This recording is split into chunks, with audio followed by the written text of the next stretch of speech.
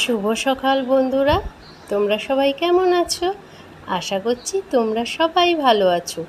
আর যে যেখান থেকে আমার ভিডিও ব্লগটা দেখছো, সবাই যেন সুস্থ থেকো, ভালো থেকো।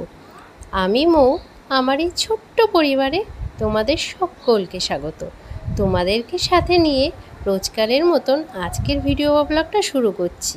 প্লিজ বন্ধুরা, স্কিপ করে দেখো না, নিশ্চয়ই তোমাদের ভিডিও ব্লগটা ভালো লাগবে। সকালবেলা উঠে ঠাকুর ঘরের লাইটটা নিভিয়ে ঠাকুর প্রণামটা সেরে নিয়ে আবার ঘরে চলে আসলাম।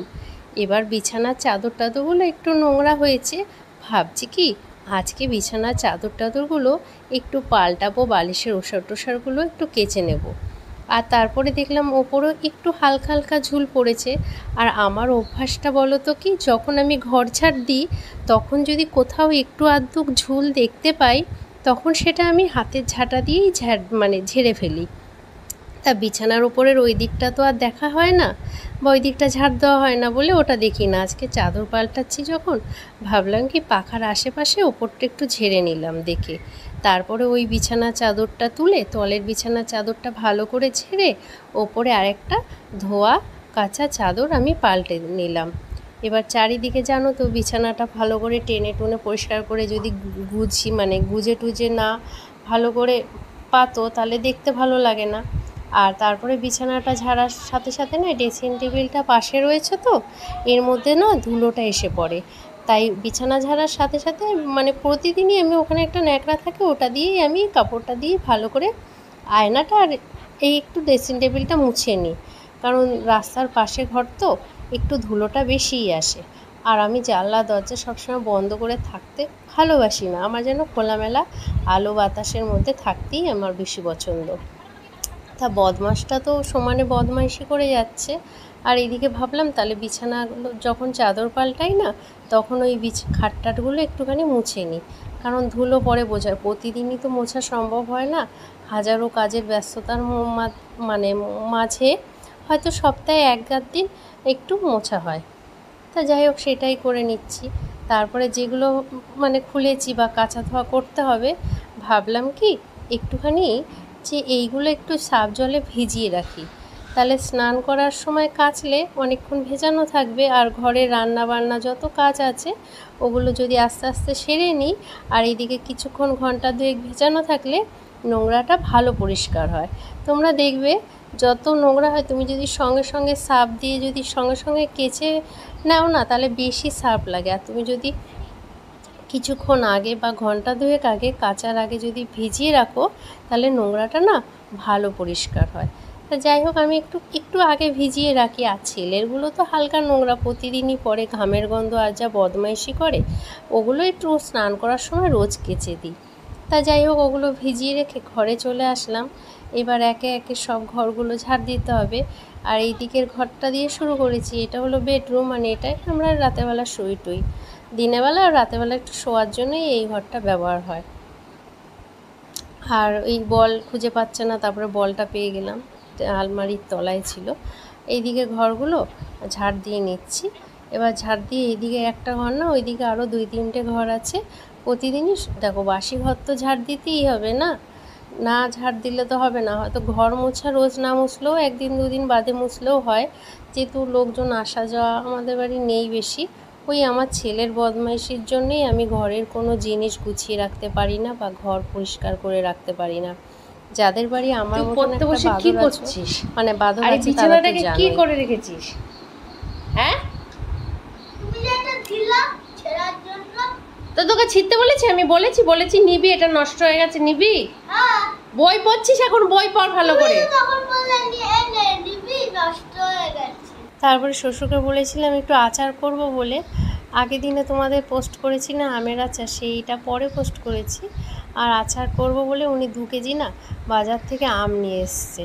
আর প্রতি বছর এই টাইমটা না আম তেলটা বেশি করা হয় না, আম তেলটা কেউ খায় না, আমিও মুড়ি টুড়ি অত খাওয়া হয় না। আর টক ঝাল মিষ্টি আচারটা করে রাখলে একটু মুখে অরুচি লাগলে একটু খেলাম, বা ভাতের পাতে নিয়ে খেলাম, বেশ ভালো লাগে। তারপরে বাজার থেকে এনে দিয়েছে আজকে মোরলা মাছ।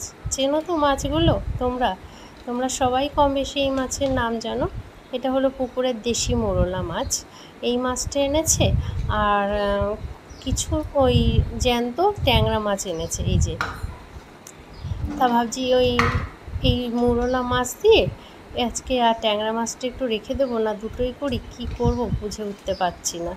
তা যাই হোক, মুড়িটার দেখলাম কি মুড়ির কৌটোটাতে মুড়ি ফুরিয়ে গেছে, তার জন্য মুড়িটা আমি ঢেলে নিলাম। আর আমি তো 2 প্যাকেট করে ওই আমার কাকা শ্বশুরের দোকান থেকে দুধের প্যাকেট আনতে যাই, তখন ওই 2 প্যাকেট করে মুড়ি নিয়ে আসি। সন্ধ্যাবেলাটা কি খাবো, একটু মানে খিদে পায়, তা তখন ওই দুটো মুড়ি, হয়তো একটু চানাচুর, বা ভালো লাগছে না হয়তো একটু চা নিয়ে বসলাম। চায়ের আমার কোনো নেশা নেই, ওই মুড়ি দুটো খাবো বলে একটু হয়তো ভালো করে চাটা বানিয়ে নিলাম, দুধ চা হোক বা একটু কফি, যাই হোক চা দিয়ে একটু মুড়ি খাওয়ার জন্যই চাটা ব্যবহার করি।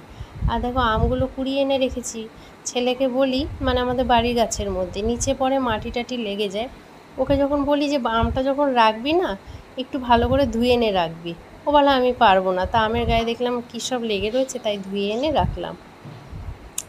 তারপরে এর মধ্যে এত কাজের মধ্যে না আবার পাম্পে দেখি জল নেই, সে পাম্পটাও চালানো হয়েছে, তা জলগুলো যদি খাওয়ার জলগুলো ভরে না রাখি তাহলে আর পরে আর টাইম পাবো না, বা দেখা যাবো খাওয়ার টাইমে জল থাকবে না। তাই শত কাজের মধ্যে আবার সেই জলের বোতলে ওগুলোর জল ফেলে ভালো মানে পরিষ্কার জল আবার ভরে রাখলাম। কাজের কি শেষ আছে বলো তো? যারা করো সংসারে একা হাতে সব কাজ, তারাই জানো যে সংসারে সকাল থেকে মানে রাত পর্যন্ত কত কাজ। তাও ছেলেদের 12 ঘন্টা 8 ঘন্টা 10 ঘন্টা একটা টানা ডিউটির পর ওরা একটু রিল্যাক্স ফিল করে, কিন্তু আমাদের যেন আর ডিউটির শেষ নেই। তা আজকে রান্না করব পটল ভাজা, আর এই চুনো মাছ আলু দিয়ে সর্ষে দিয়ে করব, আর ওই উচ্ছে ভাজা, আর এই আম সেদ্ধ করে রেখেছি, আমের একটু চাটনি করব।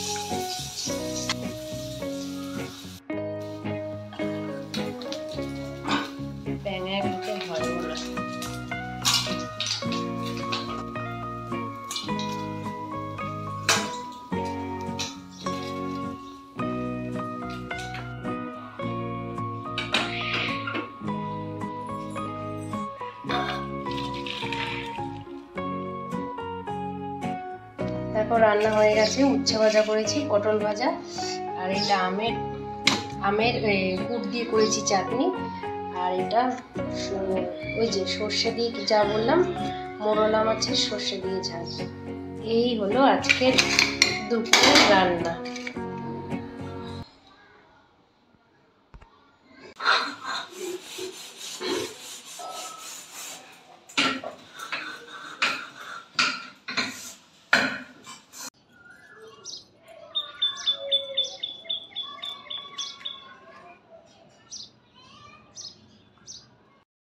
এই দেখো খোলগুলো কি অবস্থা, সর্ষের খোলগুলো পোকা হয়ে গেছে দেখো। আর ওই কোনায় ছিল, আর ওখানে ছাদ নিয়ে, কিন্তু জোরে বৃষ্টি হলে জলে ভিজেছে, আর দেখো পোকা হয়ে গেছে খোলগুলোকে। তার জন্য রোদে দিয়ে গেলাম, যে রোদে দিক একটু শুকায়, রাতের বেলা তো আসবো গাছে জল দিতে, গাছে জল নেই, শুকিয়ে গেছে, তাই একটু রোদে থাকুক, শুকিয়ে যাবে। দেখো এই পোকাগুলো দেখালাম না, সেই পোকাগুলো এই দেখো দুটো শালিক পাখি এসছে, শালিক পাখিগুলো না ওই পোকাগুলো খুঁটে দেখতে পাচ্ছ মুখের মধ্যে নিচ্ছে, ওই যে একটা চারিদিক থেকে খুঁটছে মুখের মধ্যে দেখো জমা করছে, আর একটা মুখের মধ্যে নিয়ে ওই গাছের দিকে গেছে।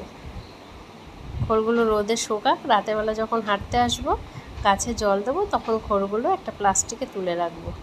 দেখো কি ভালো লাগছে না, দেখো পাখিটা, দেখো শালিক পাখিটা পোকাগুলোকে কিভাবে খুঁটে মানে জড়ো করছে। তো চলো বন্ধুরা, ভিডিওটা একদম শেষ পর্যায়ে চলে এসেছে। ভালো লাগলে অবশ্যই চ্যানেলটাকে সাবস্ক্রাইব করে দিয়ে, লাইক করে দিয়ে, তোমাদের বন্ধুদেরকে শেয়ার করে দিয়ে আমার পাশে থেকো। চলো টাটা, বাই বাই, সুস্থ থেকো, ভালো থেকো। দেখো ওই যে খোলগুলোর মধ্যে যে পোকাগুলো হয়েছে, শালিক পাখিটা খুঁটে খুঁটে কতগুলো পোকা মুখের মধ্যে নিয়েছে। ওই পোকাগুলোকে দেখো কীভাবে খুঁটে খুঁটে নিচ্ছে।